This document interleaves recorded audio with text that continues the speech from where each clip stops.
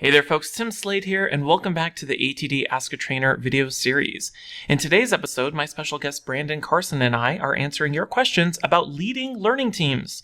So stick around.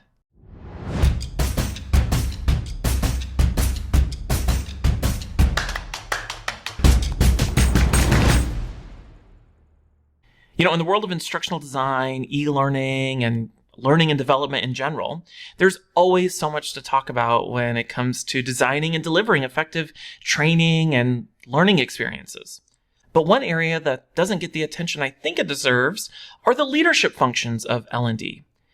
How do you go about building and leading a learning team and building a culture of learning within your organization? Well, as somebody who has managed various learning teams in the past, I know firsthand what a challenge it can be. And that's why I decided to invite Brandon Carson to join me and help me tackle your questions about leading learning teams. So let's get to it. Hey, Brandon, thank you so much for joining me for this month's ATD Ask a Trainer episode. How are you? I'm doing great, Tim. Thanks for having me. Yeah, absolutely. So, I'm excited to have you on this month's episode because, as I mentioned in the introduction, in the world of learning and development and instructional design and e-learning, there's so much content out there about, best practices when it comes to creating learning. The one area that I think is underserved is information, content, tips and advice on the leadership functions of L&D. And that's a whole nother side of the coin. So I'm super happy to have you. So can you just quickly introduce yourself a little bit? What do you do for a living? All of that good stuff. Sure thing. What do I want to do when I grow up, right? Yeah, right. Brandon Carson. So I'm the Vice President of Learning and Leadership at Walmart. And my responsibility is to help establish the strategy for learning across the U.S. business, and then connect all of those various work streams together so that it's a cohesive strategy as we work to enable our associates. Yeah, good for you. That's awesome. So how long would you say you've been working in a leadership capacity within the world of L&D? It's a good question. More than 10 years now, which Yeah. a quarter century in the profession. I like to say quarter century because for some reason it actually sounds more than 25 years, a quarter of a century, quite a bit of time, about a decade in various leadership capacities within corporate learning. So it's been an interesting career. I started out as a practitioner and have taken on various roles with broader scope as I've moved through my career. So it's really been interesting to see it from all the different angles, and especially during the last several years, how our practice has evolved so much. Yeah, I think, this to be true, and it's probably always been true, but I think one of the things that I've noticed, prior to starting my own business, I worked as the director of instructional design at a technology company, and so much of the leadership role is more about being a business partner than it is really about good instructional design. And I think that's becoming even more true, that as companies recognize that learning is a strategic partner, it's not just a supporting part of the organization, right? Exactly. So before we jump into our questions that we've collected for this month's episode, can you tell everybody a little bit about the book that you just published with ATD? Yes. So it's L&D's Playbook for the Digital Age. It's my second book for ATD. It kind of follows the first book, which was Learning in the Age of Immediacy, which identified some of the driving factors of the digital age and its impact on business and, of course, on workplace performance. And this one is a little bit more tactical in that it walks you through step by step how to build what I call playbook for the digital age. And during that conversation, if you will, in the book, I talk a lot about why we need a different playbook, and that'll be some of what we address today, why we need to think differently about the corporate learning function overall. Yep. And the book is a little radical because it calls for a wholesale rethinking and rescoping of the corporate learning function. So a little bit of a tactical there. This is how here's some great tips and ideas on how to transform your L&D practice for the digital age.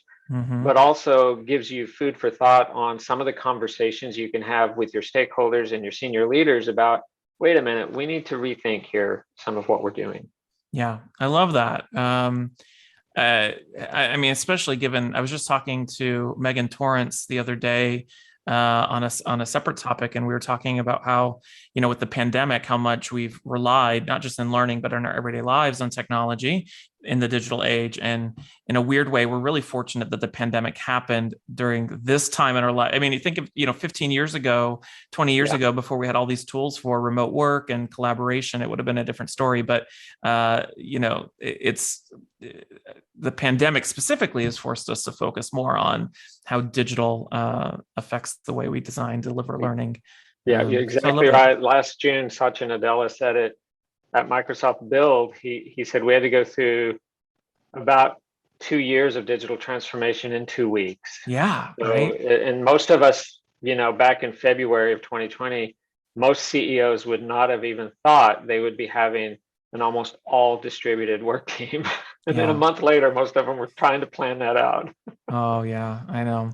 Well, good. Well, are you ready to tackle some questions? Let's tackle some questions. Sounds like Great. fun. Okay, so our first question comes from, and I apologize in advance if I get your name wrong, Simi Wolf or Wolfie. Again, I apologize if I have mispronounced that. Simi wants to know, how can L&D leaders move their teams from being order takers to strategic partners with their stakeholders and subject matter experts? This is a great question, and I think every learning professional, every learning organization, uh, wherever they're at in their journey and their maturity as an organization or as a professional, comes to this realization that they don't just want to be a supporting function, an order taker. They want to have a seat at the table Yeah. and work collaboratively. So what's your thoughts on that, Brandon? I have some thoughts on it, but I'll let you kick that one off. I think it's a good question. Thank you, Simi. I think too often we fall into a diner dash mode, right? So we take those Yeah. orders, we run around to serve them up. But this model is often by design. So I think Mm, we got to stop beating ourselves up. Where a lot of times the functions are designed that way. And that's really what I talk about in the book. I think we need to reinvent a new operating model for L&D, and this requires a fundamental rescoping of our value proposition overall. But the question, in some respects, I think needs to be reframed. It's less about L&D making a move to be a strategic partner. I think it's more about a deeper and broader consensus among the company's leaders that there needs to be a wholesale rethinking of how we train and educate the workforce. The company's first strategy should be learning and include training, career mobility and growth, health and wellness, diversity, equity, inclusion, and also focus more on redesigning the workplace itself, the environment where the work is done, to make it more conducive and motivating for learners. So I think it's less about putting an overlay, if you will, on what already exists and to rethink how we have to not necessarily attract the workforce, into our organizations. But like I was talking to someone the other day, I said, we have to go create the workforce. mm, We have to get into our communities and do that. And then the people that we have within our organizations, we have to rethink completely different how we build their capability. I yeah. remember not too long ago in one of my prior positions, I was talking to some senior leaders and they said, okay, we want to do leader development. We want you to start with this level of leadership. Our analysis showed that we should be at a different level of leadership for it, but the executive prerogative overruled us and we did what he wanted to do. Mm-hmm. And then a few months later, he was asking, do I have better leaders now? And so there's a fundamental misunderstanding of what we do Yeah. with some folks. And I think those are the drivers of this much needed change. It's necessary to do that. We're in the largest scale job transformation in human history right now, and we Mm-hmm. need our senior leaders to understand that we need a different value proposition for L&D. Yeah. Yeah, I love that. You spoke on one of the things I think is so important to recognize. This is a very specific thing, but I think you're kind of speaking to it about the difference between training and learning. And in that example, that executive just wanted leadership training, an event, and now you have better leaders. Well, it just doesn't work that way. No. It takes all parts of the organization to come together, from how you recruit and how you hire and how you performance manage and how you support your organization, and learning is just one piece of that. Exactly. yeah, I totally agree with that, and I also think it's important to recognize for Simi's question is that that's something that doesn't happen overnight. I mean, oftentimes transforming a learning organization from order takers into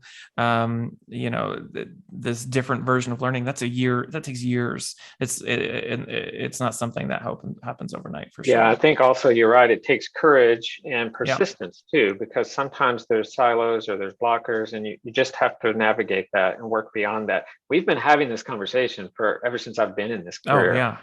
And Oh so it's really time now. There's a gap, a massive skills gap, like I said, in this transformation we're under and how work gets done. And we don't have a lot of time.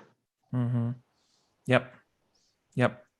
And once things get back to whatever normal looks like, I think it's important that you strike while the iron's hot, while things are in this period of flux with the pandemic and not knowing when we're going to go back in the office. If we don't act now, I could see a lot of organizations just slipping back into the status quo of what they were pre-pandemic, right?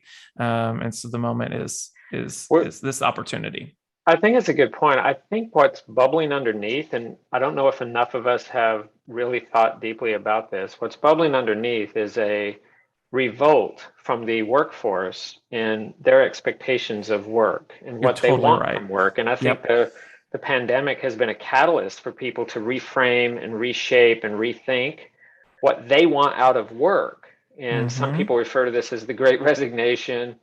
It's really just this great moment for people to go, wait a minute, a lot of these jobs need to be rethought in how we do things, and what the expectations are from what employees want and what employers want. So more of a conversation. And it may be a once in a 50-year, once in a century conversation to reframe the very meaning of work. hmm And I think that's why you see these exhausted HR and L&D people, because they know that these conversations need to be had, and they're going to be forced to be had. Yeah.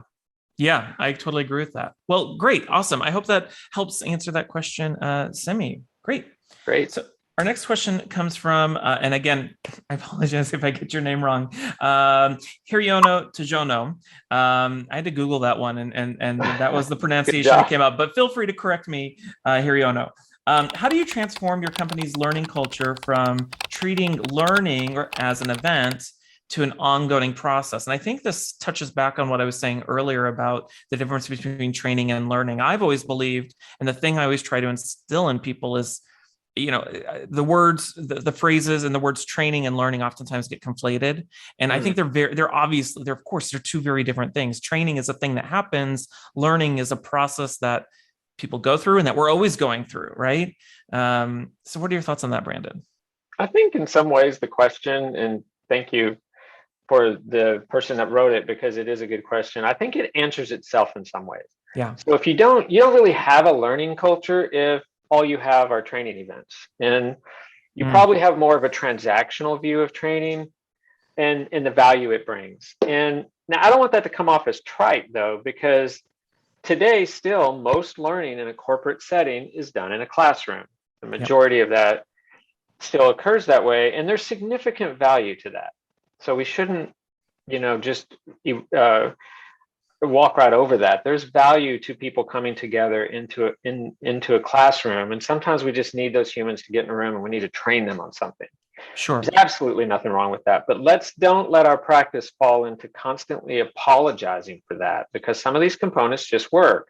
Yep. But we also need to recognize that L&D should be a responsible party for bringing more access to learning and development opportunities to the workforce, right? Yep. We need to start thinking broader and figuring out how to bring more equitable access across the workforce and drive the employee experience. That hmm if we get more intentional that way, then that's how you start establishing a learning culture, by taking a more holistic view of the employee experience, I think. Um, the challenge we find, especially we hear all these things about let's start embedding learning into the flow of the work.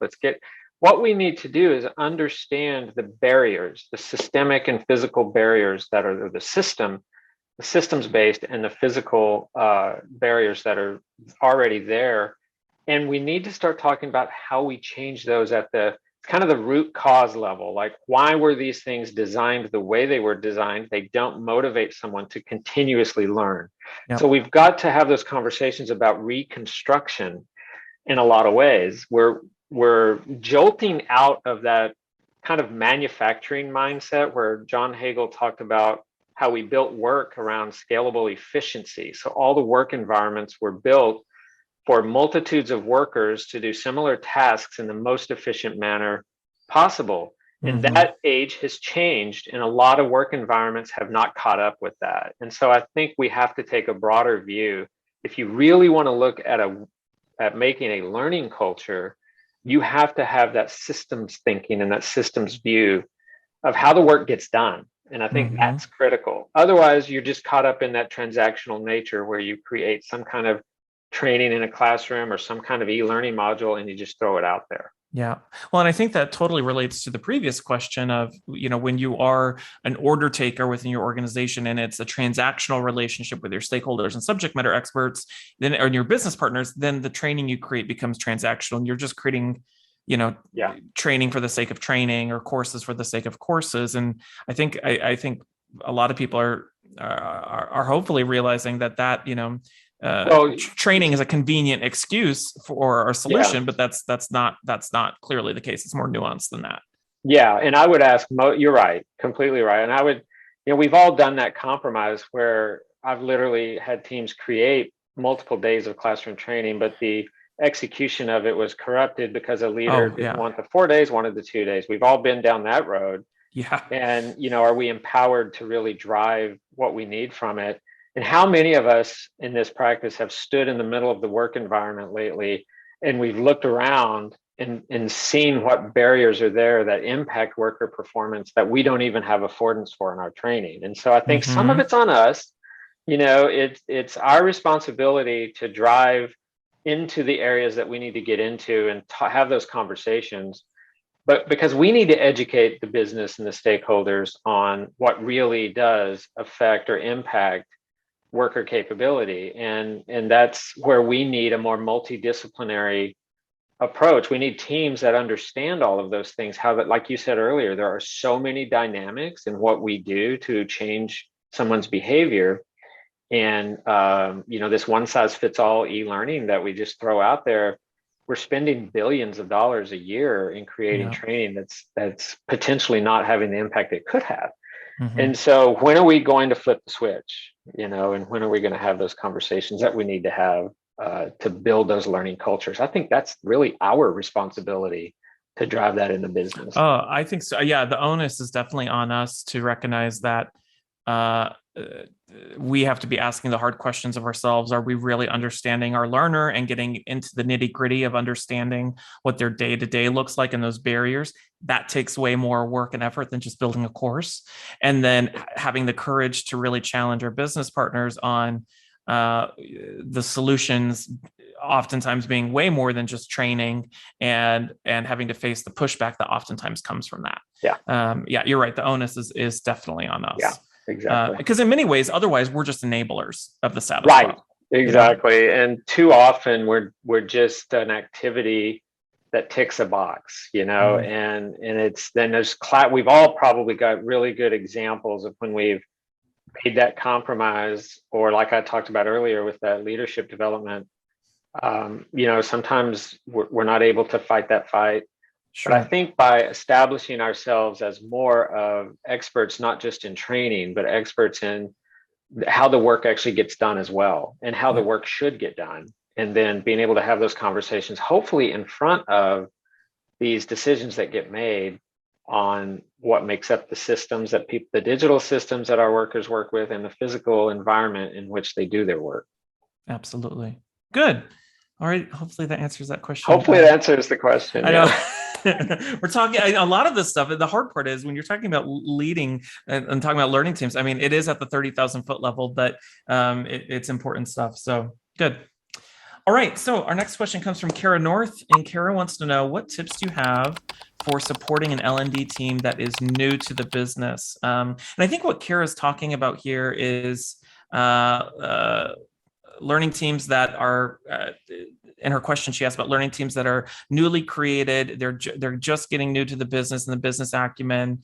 And the way I perceive the question, I'm curious to know your thoughts on this, Brandon, is, you know, it's hard to be that strategic partner and do all the things we've been talking about in the previous questions and answers when you maybe aren't completely familiar with the business. So what are your thoughts on that, Brandon? Well, first, shout out to Kara because Yeah, she asks good questions, but she she's does. also a great contributor to our practice. Absolutely. Um, it's a good question. I've been in those situations before. It's important for L&D, obviously, not to be a bystander when it comes to knowing the business, like we were sort of talking in the last question. We have to be experts of the domain of learning. We have to be Mm-hmm. experts in that domain, obviously, but we also have to be experts in business and in technology. The Yeah. three areas that I talk about for every learning team to have deep acumen in is learning, the business, and technology. But even more important, we need to understand how the work gets done, like we were talking about a little bit before. We need to be in it. We need to know the dynamics of it, what barriers there are, and just how it gets done on a day-to-day basis. Because I would bet the majority of what the workforce you support faces day to day is not what you train them on. Mm-hmm. And so the most important thing is to be more than a partner to the business, it's to be inside the business and the work itself so that you can unlock areas where focus is needed. And too often we don't completely get that information from our stakeholders because the further we all get away from how the work gets done, we tend to have more perspective than reality on it, right? And Yeah. so, and I know that's a challenge for a lot of us, especially if you support frontline audiences or if you support distributed folks who are working in many different environments. But you've got to spend the time, and that's sort of if you think about those old tenets around design thinking, and how they build products and stuff. Well, you're building a product when you're Yep. building a learning solution, if you will. And so I firmly believe that you're not making a useful strategic partnership with the business if you're just conversing with the stakeholder and he or she are telling you kind of what they need people to do and then you build something. It's Yeah. you've got to get in the muck of it, and I think that'll help you. There's no quick answer. If you support, for instance, if you support a group of engineers who are very technical people and you're not able to have that conversation, there's not a quick answer to that because Yeah. that will be a challenge for you from a learning perspective if you don't have enough understanding of how the business works. And you don't have to necessarily be a Java programmer. I led the Java curriculum at Sun Microsystems years ago, and I was not an engineer. But you need to be able to speak the language and kind of understand the nomenclature and know the dynamics and how it impacts performance and all of that. So to do that, you got to get in it. Well, I think the one of the fundamental things that any learning team, any learning individual, whether you're a leader or an instructional designer or an individual contributor, one of the things that you have to be able to do is empathize with your audience, with your Mm-hmm. learner. And, the question I get asked frequently by new instructional designers or e-learning developers is how do I create effective training content when I know nothing about the thing that I'm creating training on? And my answer is always, that actually makes you incredibly qualified to be the person to create training on it because you get to experience the transformation of being consciously incompetent to having some conscious competence on that thing, and that transformation helps you to empathize with where maybe your learners are at, and thus you can create great experiences for them. And so Yes, I think you're spot on. There was a situation, just as a quick example, I was at Yahoo for a while, and my remit was to drive the curriculum for the engineering training. And so one idea I had for new engineers coming into the company, this is kind of onboarding, was to bring some game mechanics in and it was classroom then. mhm, And we would play some games that were specifically designed to help them understand certain things like the tech stack and think programming languages and JavaScript and things like that. And historically, all of what was done here were just subject matter experts would get up on platform and walk them through code or walk them through the tech stack and just take them through things in a lecture mode, right? And so mm, when I came in and said, no, we're going to get more action in the room. We're going to get teams. We're going to play games. We're going to do all of this to help transfer this information. They're like, there's no way that'll work with engineers. No way, and I had to push and be persistent to get that through the engineering directors and senior directors. And we did it, and it was resoundingly a success because all of us are innately wired to want to compete and play, and we all know that. We just, for some reason, we let go of that when we become adults. And you can apply it to any domain in the right way, using the art and science of what we do, and get effective results. But if I would have been an engineer and I would have been deeply ingrained, I probably wouldn't have thought to bring that forward as a design model. So there is something to what you're saying. I do think it's just challenging if you can't, for your credibility, how can you speak the language with folks? And so you've got to do a little homework there and figure that out. And that's what makes our job one of the most difficult ones, because we have to have those three areas of learning acumen, business acumen, and even technology and what it can do for us. So that's why it's a challenge to do what we do and to do it well. And to that point, I think sometimes our subject matter experts, whoever that is, are sometimes the worst individuals to be helping us create training, because they're unconsciously competent, and it's hard for them to empathize with people who are new to it. And I think sometimes and I know we're getting out of the realm of leading, and we're talking more about, I'm talking about more instructional designers, but I think sometimes we expect our subject matter experts to deliver us.